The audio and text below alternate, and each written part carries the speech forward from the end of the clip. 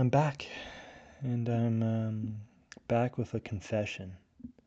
Well, first confession, not the first one that came to mind, but I drink smoothies. I know. Who would have thought? But no, welcome back. Thanks for coming back. My one loyal viewer. Maybe we'll have two this time. Who knows? This was not a great start, but that's okay.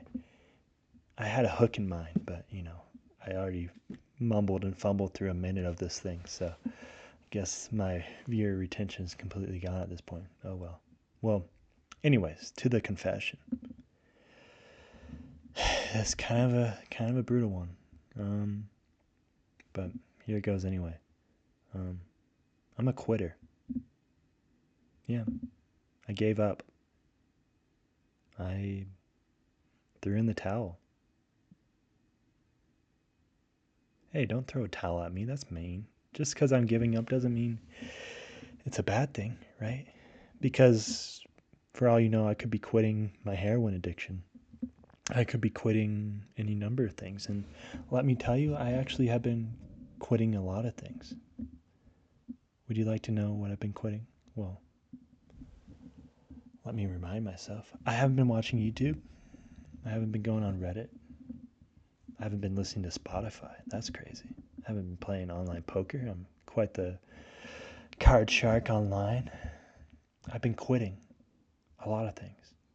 And if you've been following my story, you know my main thing that I quit and have been free from in the past and currently free from pornography for 45 days or so now. And yeah, it's interesting because I've been so used to quitting things my whole life. And when you become a professional quitter like I've been, you start to notice certain patterns, certain thoughts that cyclically occur. I knew I was going to butcher that word, but I wanted to use it anyway. Cyclically occur in your mind, right? These thought patterns, the cycle with a ickle at the end. Tricky word there. Anyways, not the point. The point is that you start to notice the mental gymnastics your brain goes to try to rationalize things you know aren't good for you.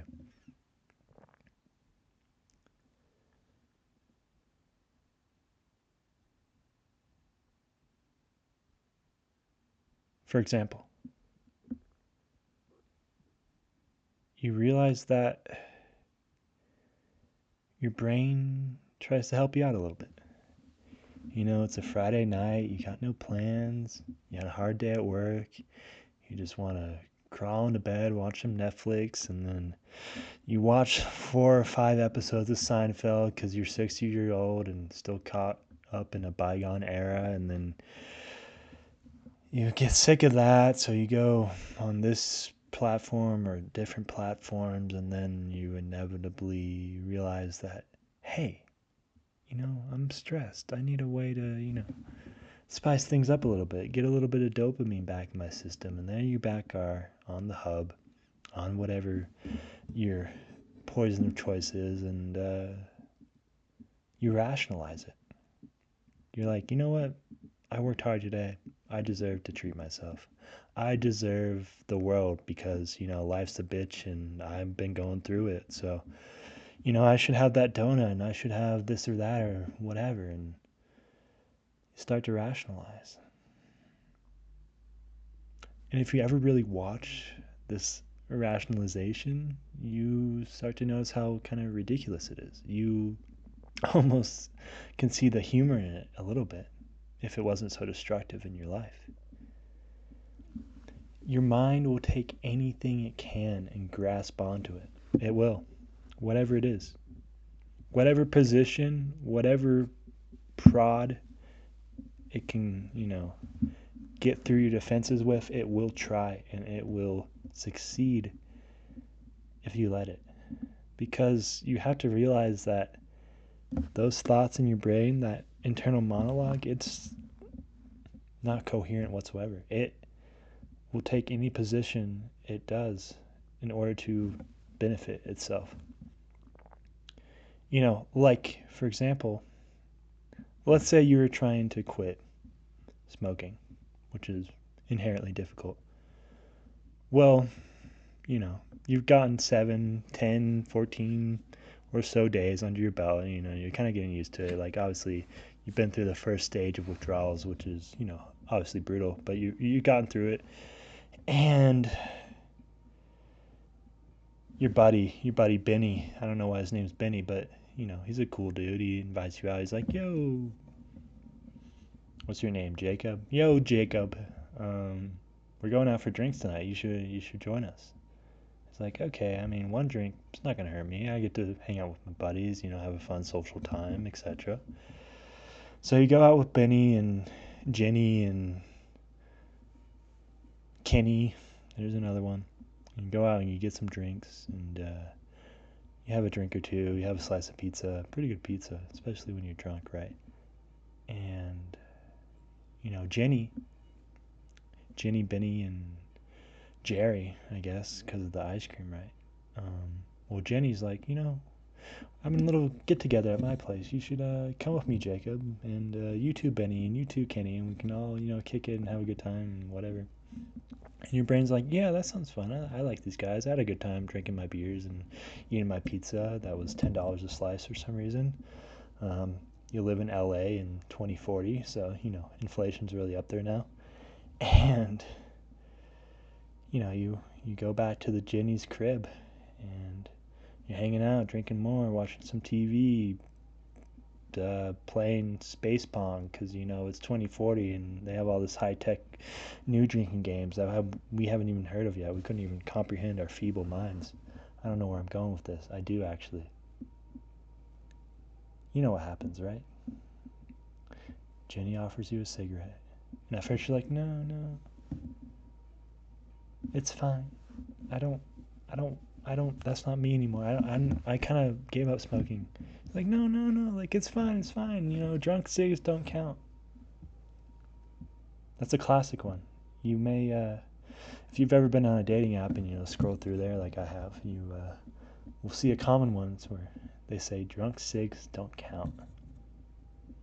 And I think that's such a poignant, although humorous and not that inherently philosophically deep of a concept. I think what I'm trying to illustrate here is that what in your life is that drunk cig? What is that excuse you make to yourself over and over again when you know deep down in your heart that you're just rationalizing? You're just bullshitting yourself, man. Why is it you don't do the things you do? Because I know for a while, I was not such a alpha male, and I would, sleep in. I'm kidding. I swear, I'm not one of those. I'm maybe 3 years I'll be selling you a course on how to drop ship, but not currently. You got me while I'm still, a greenie in this whole thing. But point being, what is it that you're doing in your life that you know is wrong and you continuously rationalize it over and over and over again? What environment in your mind, in your life, physically and mentally, what are you creating in your life that's allowing this thing to live under the surface of your conscious? Like, what is it that lets you do that? And why are you letting your mind win? Why are you being controlled by your emotions, man? Like, where has that led you in the past?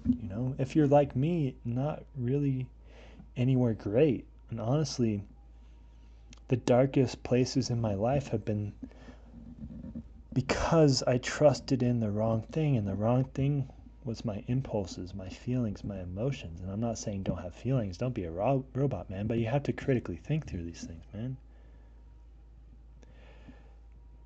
My last point being, like, this modern world, I'm going to say this word correctly just for you. This modern world, it's bullshit, bro.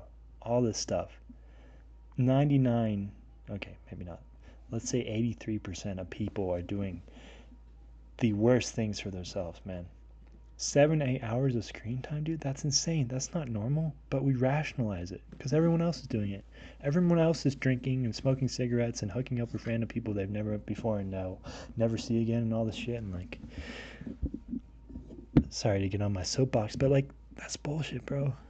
Like, that's not happiness. I can tell you, man. I can tell you, I've had this phone for like 2.5 years. All it does, call and text. Insane, dude. I'm fine, you know. I'm a little bit weird. My beard's not completely grown in. It's probably due to the fact that I don't have a smartphone. But it's fine, man. Like, stop making dumb, stupid rationalizations. And, read David Goggins' book, because that's always the first step in this sort of rabbit hole you find yourself on. And get your shit together, man. Or woman. I don't discriminate. I'm a cool guy. What can I say? Yeah. Thanks for listening to. Thanks for listening to me ramble to my camera again. It's always a pleasure. And I'm hoping to. I have a script. I wrote a script for like a short form documentary that's like going to be 15, 16 minutes. I wrote it like actually a year or two ago. And I just need to, actually edit it. But hopefully I'll have that out when I have some free time and get the motivation to do it. And I broke my 10-minute rule, so shame on me. But have a good one, brother or sister, or I don't know, whatever they call you in 2040. Oh shit, I'm gonna get canceled.